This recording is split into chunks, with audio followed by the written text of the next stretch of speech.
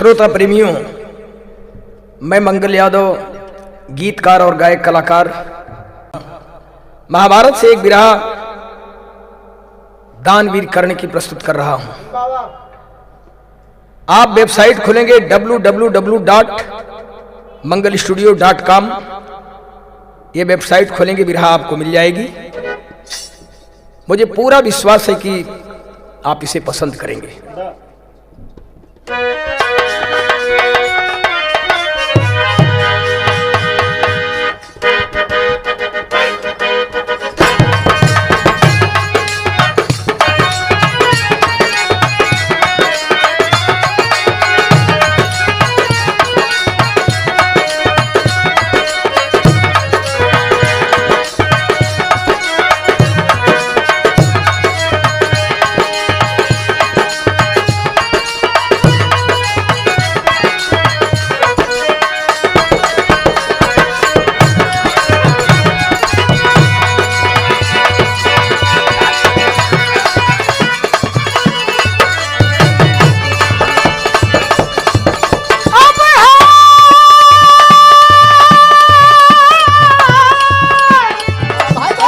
बाबू जिया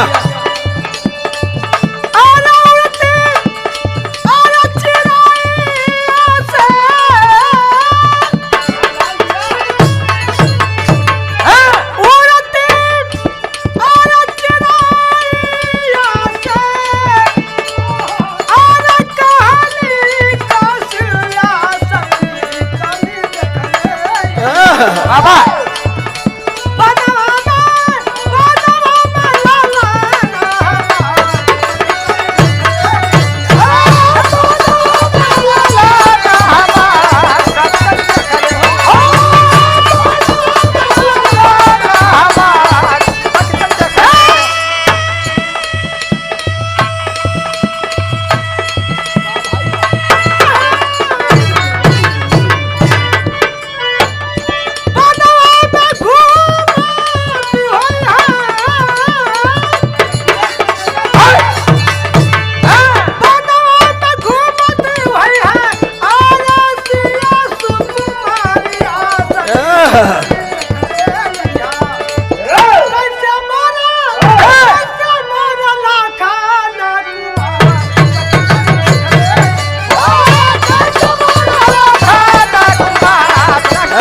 हो अमेरिका मास्टर।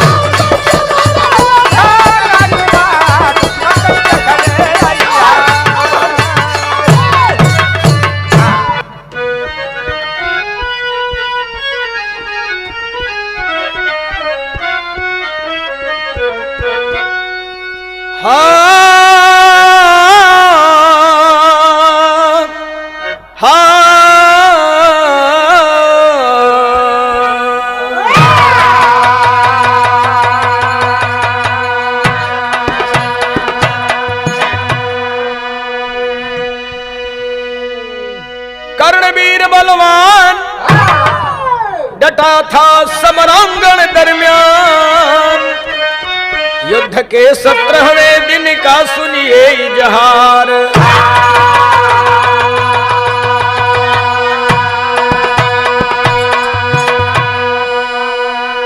महाभारत की लड़ाई का 17वां दिन, कुरुक्षेत्र के मैदान में बहादुर डटे हैं, आमना सामना है महान वीर कर्ण और गांडीवधारी अर्जुन का। प्रत्यंचा तान करके कर्ण जब बाण मारा है तो भगवान कृष्ण अर्जुन की रथ पे बैठ के रथवानी कर रहे थे, बड़े जोर से ललकार उठे। यहाँ भाव देना पड़ा, कर्ण का देख रण कौशल, कर्ण का देख रण कौशल, कन्हैया धन्य कहते थे।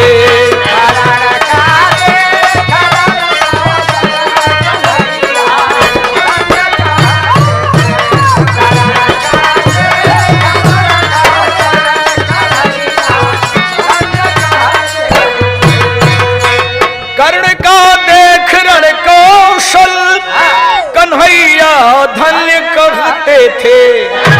करहे संधान सर अर्जुन, करहे संधान सर अर्जुन, तो मोहन मौन रखते थे।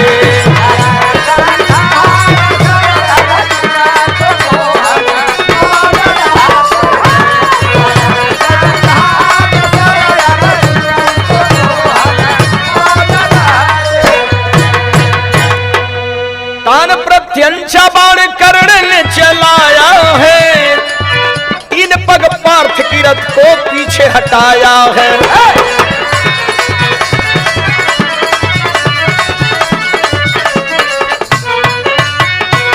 शाबाश कर्णवीर, शाबाश कर्णवीर, हर्ष से भगवान कहे अर्जुन की रथ पे जबकि खुद बने रथवान रहे।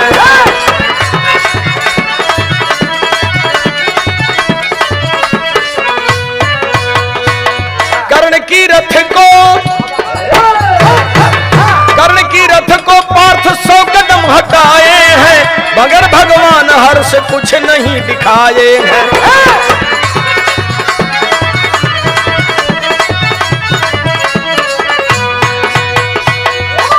गलानी पार्थ को भारी, गलानी पार्थ को भारी, जिगर पे चोट सकते थे।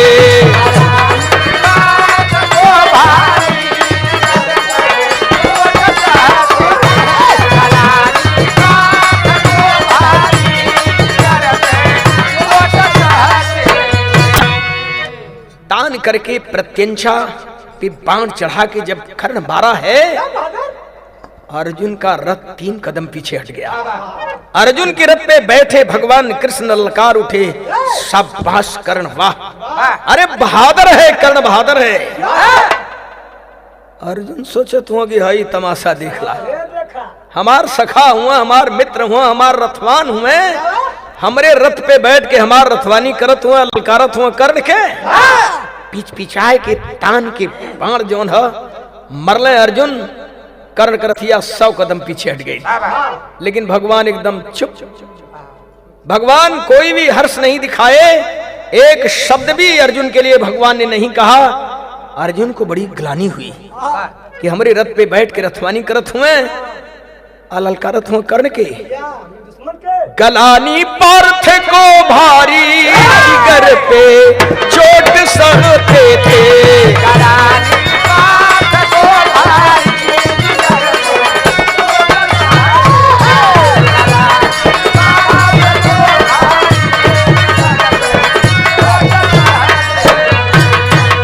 गलानी पार्थ को भारी, जिगर पे चोट सहते थे। कहें भगवान से दुख में, कहें भगवान से दुख में, उन्हें क्यों धन्य कहते थे।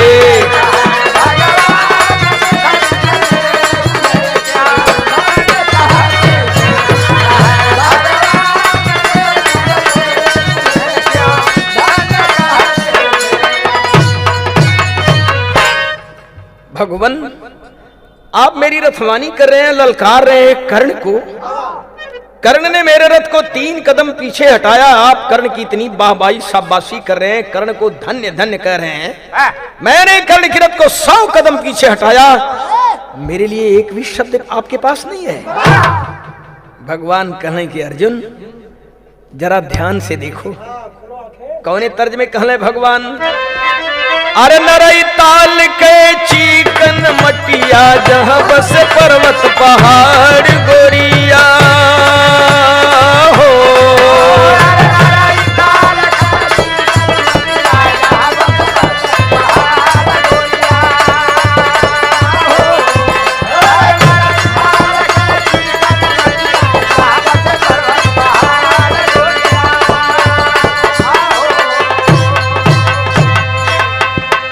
लेकिन गाने के भाव पे गौर करें, भगवान ने क्या कहा।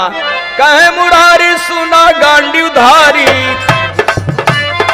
कहे मुरारी सुना गांडी उधारी, हम तोहरो रथवान मितवा हो।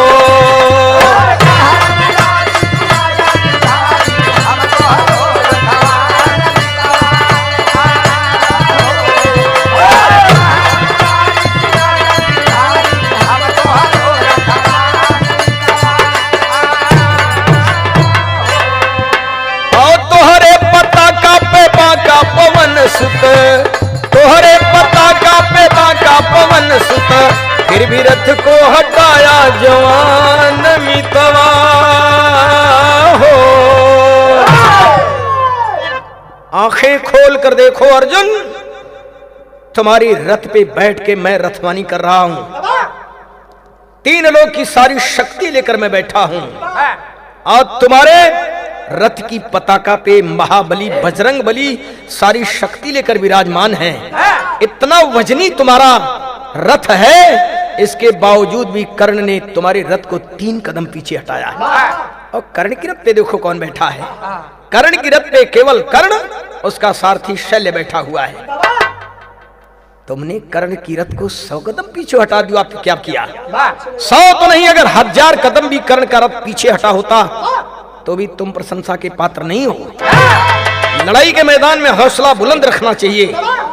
बहादुर तो बहादुर होता है, अगर वो प्रशंसनीय है तो मैंने कर्ण की प्रशंसा कर दिया तो क्या बुरा किया।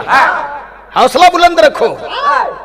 अर्जुन सोचत हूँ एक तरफ हौसला बुलंद करावत हुए और एक तरफ दुश्मन के ललकारत हुए, लेकिन तर्ज बदल गई। बाबा पिछवाड़ा बनीलवा का खेतिया, अरे नीलवा का खेतिया मोर बलमुआ हो, मोर बलमुआ हो, नीला रंग चुनरी छपाईला।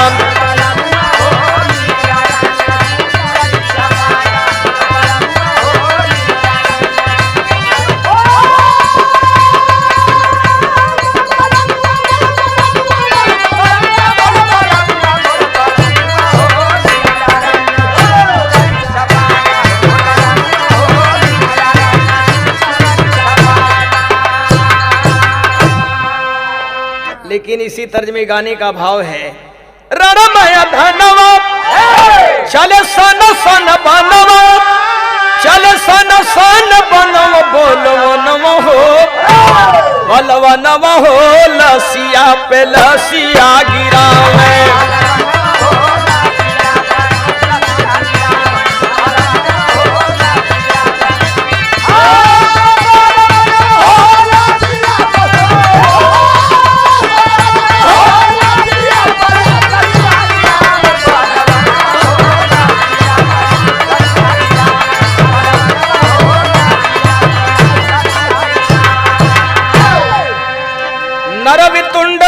मुंड से पटल धरतिया, अरे खुनवा कसारिता बहल दीन रतिया।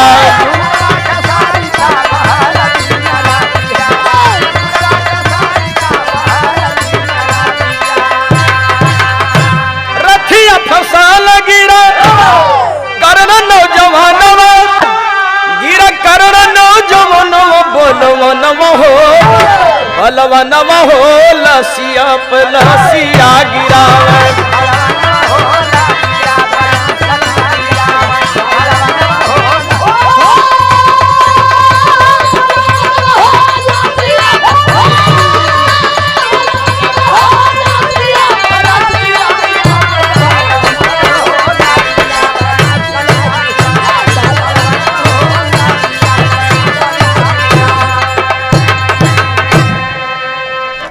देखिए, चाहे राम रावण संग्राम रहा हो, चाहे महाभारत की लड़ाई रही हो, लड़ाई की कुछ नियम शर्तें हुआ करती थी।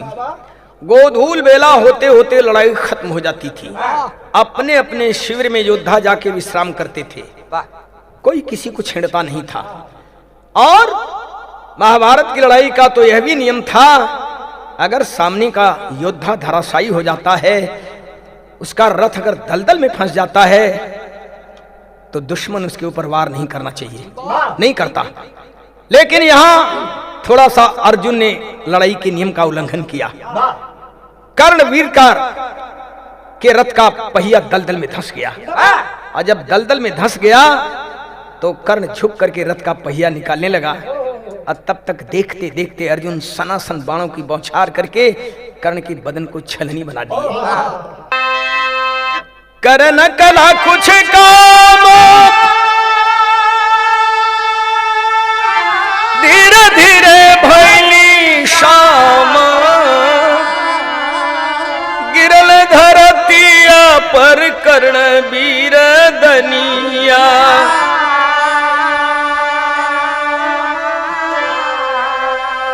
घेरली मऊतिया, मराई गईली मतिया, बचनिया हो, खाली नहीं गईली परशुराम के बचनिया।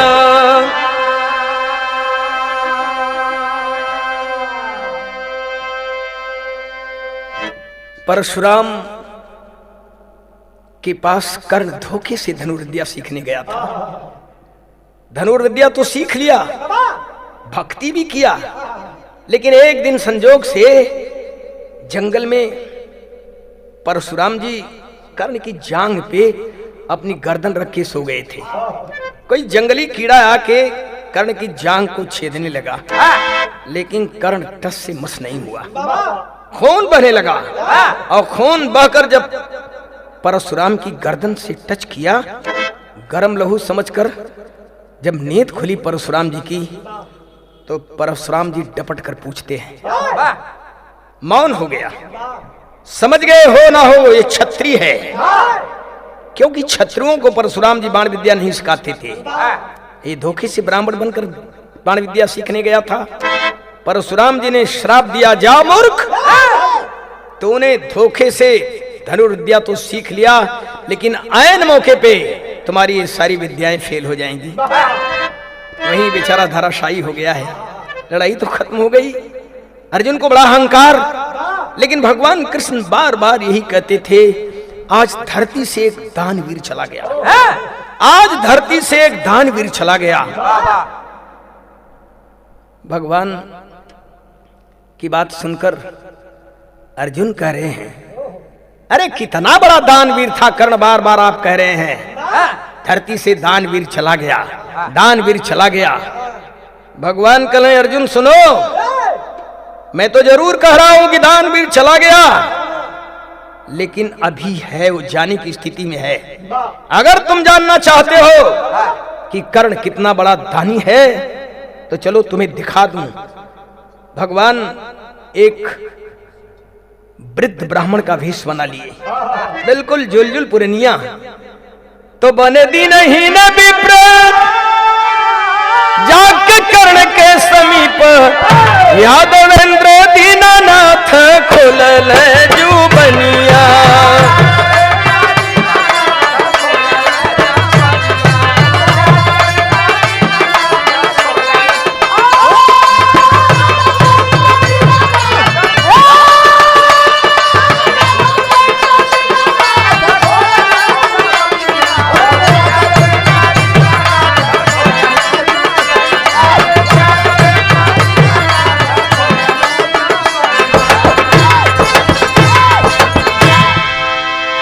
आधी रात के बेला में लड़ाई के मैदान में अर्जुन को लेकर भगवान स्वयं ब्राह्मण का वेश बनाकर जब पहुंचते हैं, बेचारा कर्ण जिंदगी की आखिरी सांसें गिन रहा था, मांस के लोथड़ों में दबा कर्ण करा रहा था।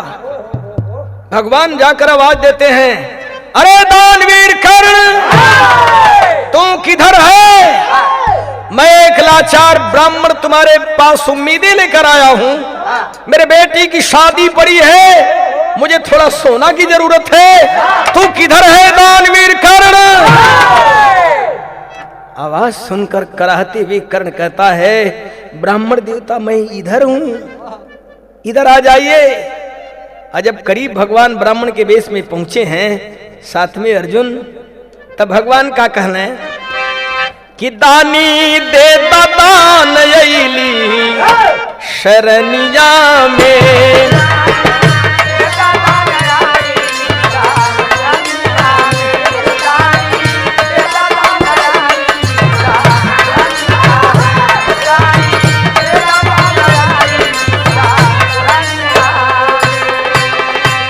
थोड़ी कोई दम मदद मुर्गी रनिया में, दानी दे दान अइली शरणिया में।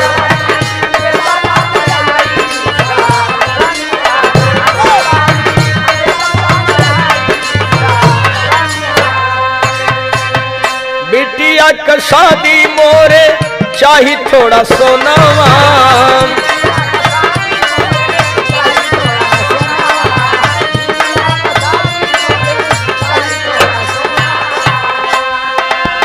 आखिरी समय गुण कर्ण वीर मनवा,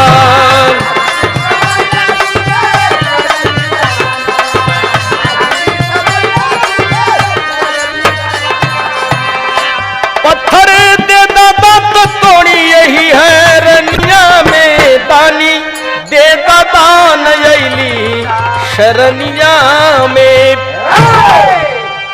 ब्राह्मण वेश में जब भगवान कहले कि मेरी बेटी की शादी पड़ी है, मुझे थोड़ा सोना की जरूरत है।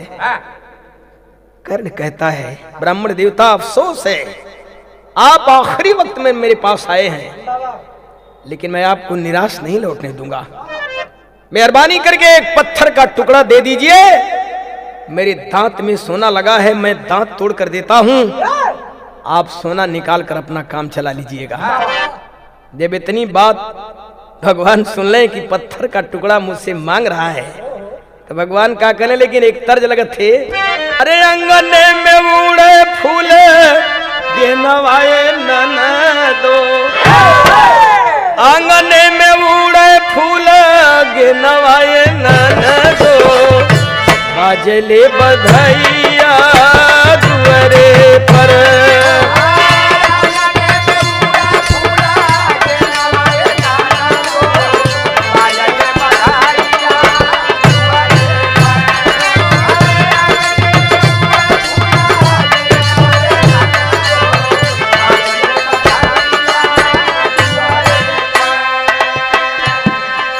यही तर्ज में इतनी बात जब सुन ले तो भगवान का कहले, हर कर बन राउर गुलामिया बबुआ, कर बन राउर गुलामिया बबुआ, कहे विप्र सोनवा ना चाहिए।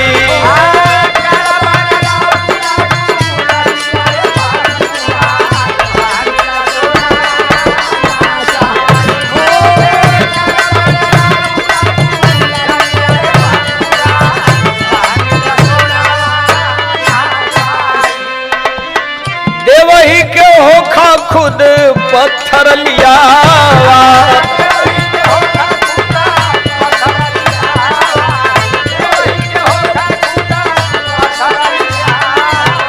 दत्तावा के तोड़ मोरा रमा पूजावा,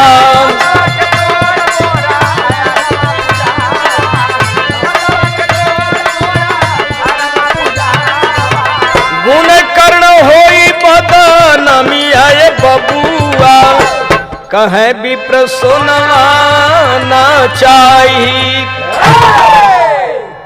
भगवान कहले कि अगर देवल चाहा तो स्वयं पत्थर ले आके दांत तोड़ के दा, और तो हम गुलामी करन आयल है, हम जब पत्थर लिया के तुहे थमहाई देव तब दांत तोड़ के तू हमके देबा। हाँ हम चलत है, हमके ऐसा सोना ना चाहिए। मगर इतनी बात जब ब्राह्मण देवता को सुना कर्ण, तो कर्ण सोए सोए धराशायी है बेचारा, मरणासन्न हालत में, फिर भी कहता है ब्राह्मण देवता आप नाराज मत होइए, मेहरबानी करके रुके रहिए। तो एक तर्ज यहां लगा था, आए बुरे कर्म जरा थम के बरस, इतना न बरस कि वो आ न सके, और आ भी सके तो इतना न बरस, इतना न बरस कि वो जा न सके। प्यार के मोड़ पर आ गए हो अगर, आज मिलने मिलाने का वादा करो,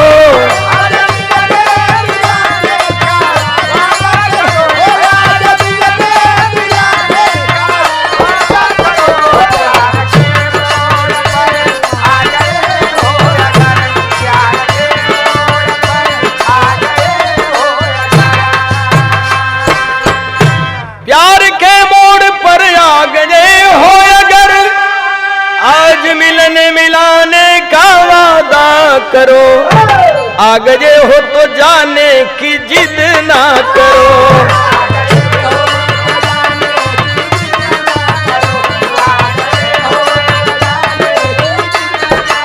अरे जा रहे हो तो आने का वादा करो,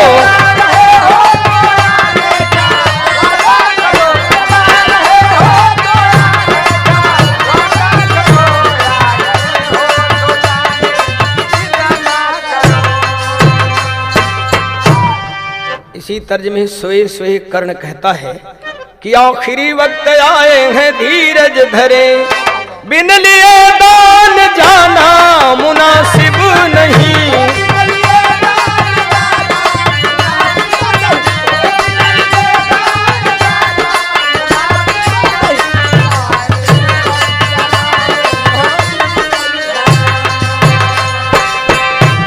आखिरी वक्त आए हैं धीरज धरे, बिन लिए दान जाना मुनासिब नहीं। दांत तोड़ा है पत्थर कठिन फासला,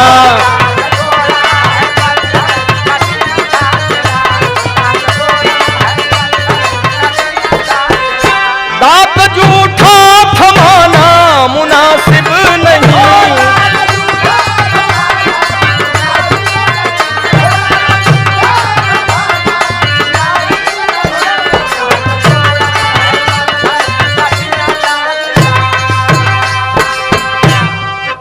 धन्य है दानवीर कर्ण, किसी तरह से खिसकते हुए पत्थर का एक टुकड़ा उठाया, मारा, दांत टूट गया और दांत तोड़कर जब बढ़ाया है, ब्राह्मण वेश में भगवान भड़क गए।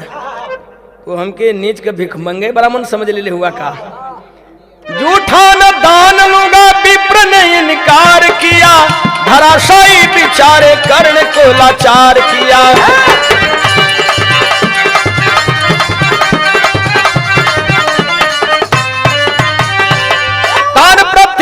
बाण कर्ण ने चलाया है, पताल से पानी निकाल बाण लाया है।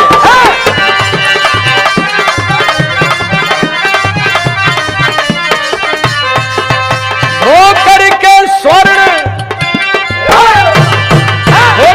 स्वर्ण कर्ण विप्र को थमाया है, मुरली वाले को विप्र की जगह पे पाया है।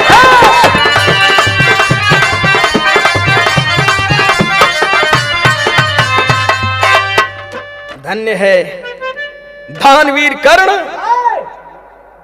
तान करके सोए सोए दांत से प्रत्यंचा तान के बाण मारा, पाताल से पानी निकल गया और दांत धोकर जब आगे बढ़ाया है, धोकर के स्वर्ण कर्ण विप्र को थमाया है, मुरली वाले को विप्र की जगह पे पाया है। तब उस समय देख रहा है कि ब्राह्मण की जगह पे पीतांबरधारी मुरली मनोहर भगवान कृष्ण मुस्कुरा रहे हैं और मुस्कुराते हुए भगवान क्या कर रहे हैं। धन्य है कर्ण तुझ सान दानी कोई, यश तुम्हारा भुलाना मुनासिब नहीं।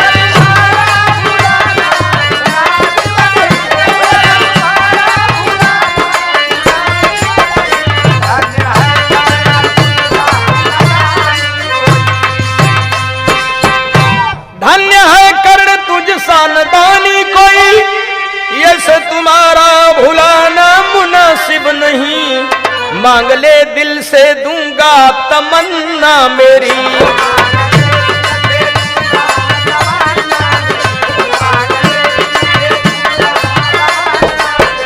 ऐसा वर सबका पाना मुनासिब नहीं।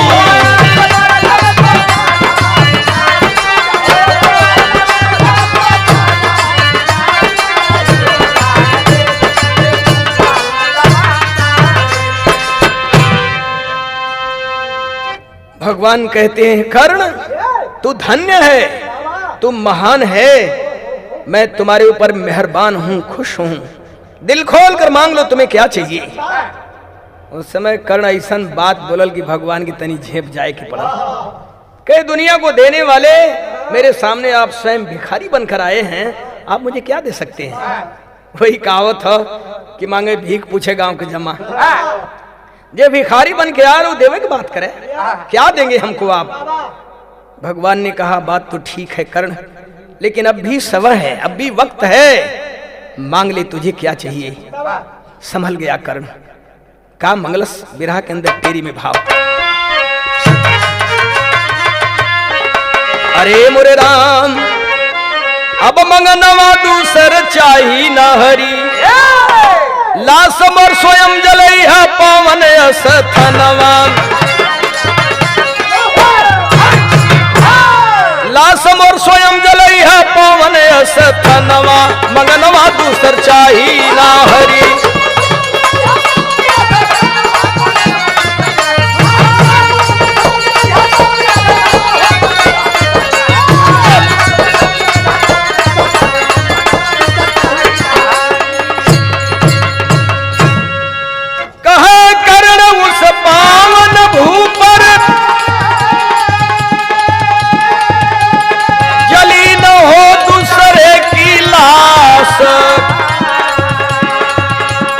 खास वही शव जला के मेरा प्रभु जी पूरा करिए आस। गमना तनिक मुझको भगवन आखिरी वक्त है मेरे पास। घायल करण चरण पे प्रभु के रखा शीस ले दृढ़ विश्वास।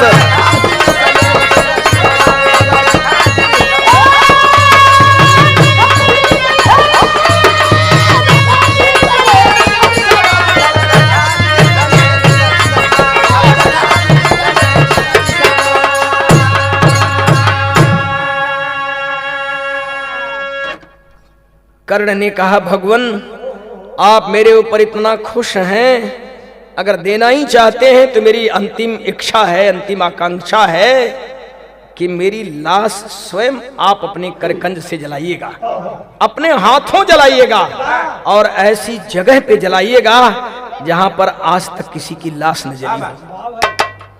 इतना कह के भगवान के चरणों में सर रख करके कर्ण अपना प्राण त्याग दिया। कर्ण का प्राणांत हो गया। भगवान कृष्ण कर्ण को लेकर गोद में, भगवान की आंखें भर गईं। धन्य है कर्ण।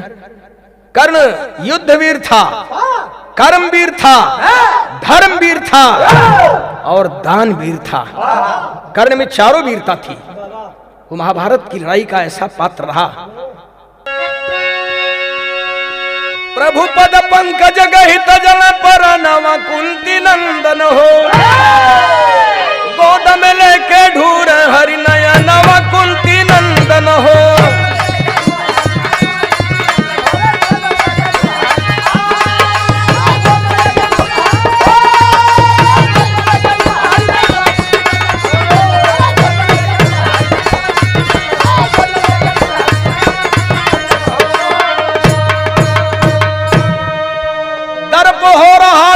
खड़े हो देखे गांडी उधारी हो। पवित्र धरती लगे ढूंढने मधुसूदन बनवारी। मिले न पावन धरती कहीं जहां नवा कुंती नंदन हो। आ गए नर्मदा तट जसुदा लला नवा कुंती नंदन हो।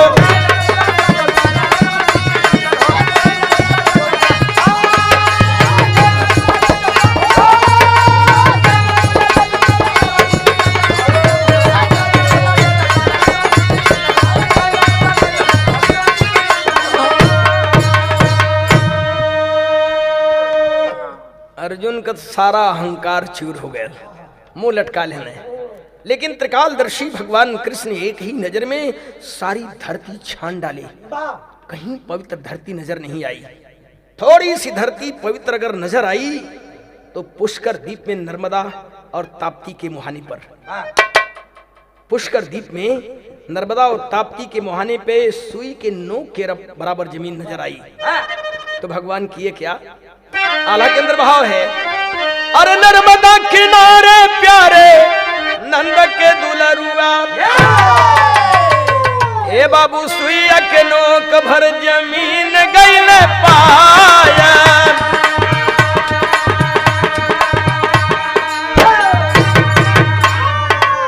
सुइया के नोक भर जमीन गइल पाया। खड़ा कैला सुई सुई ऊपर रखे हाथावा। हाथावा पे चितवा सजाए चितलाया। चितवा पे कर्ण की सुलाए हरी लसिया। कैले अग्निदान खुद दिन कर आया।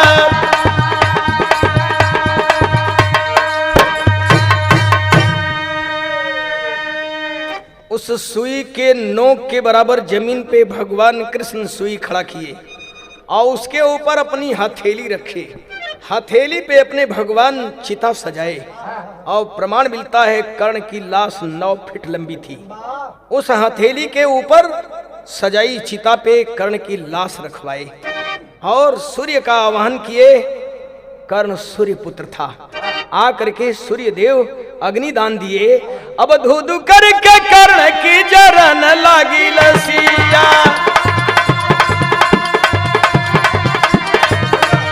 27 नक्षत्र रही फूल बरसाया, 27 दिन लो सजली नर्मदा किनारवा, कीर्तिदानी कर्ण की जहां में गई छाया।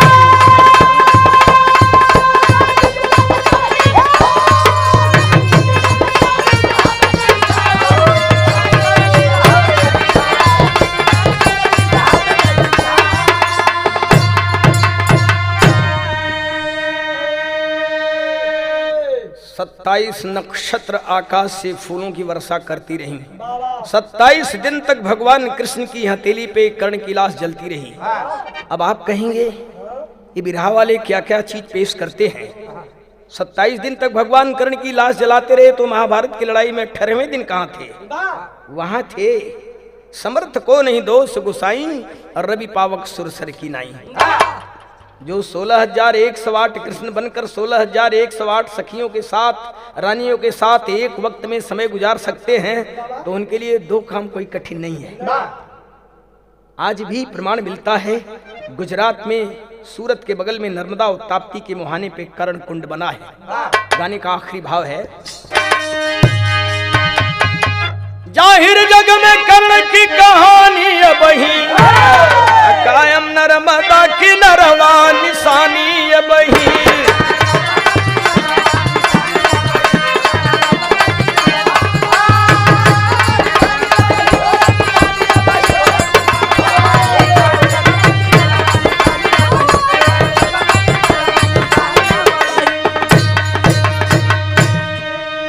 आधे हले जे के आके खुद दिन करे अग्नि दनवा, आकृति दानी कर्ण की छाई सारे जहानवा।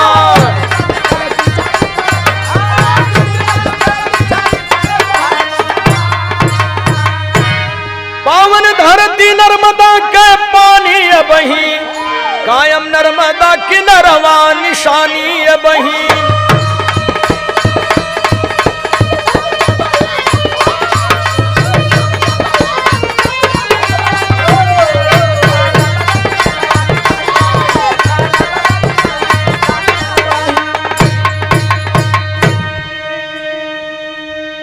स्वामी गुरु बिहारी रमन होरी गुण को गाए,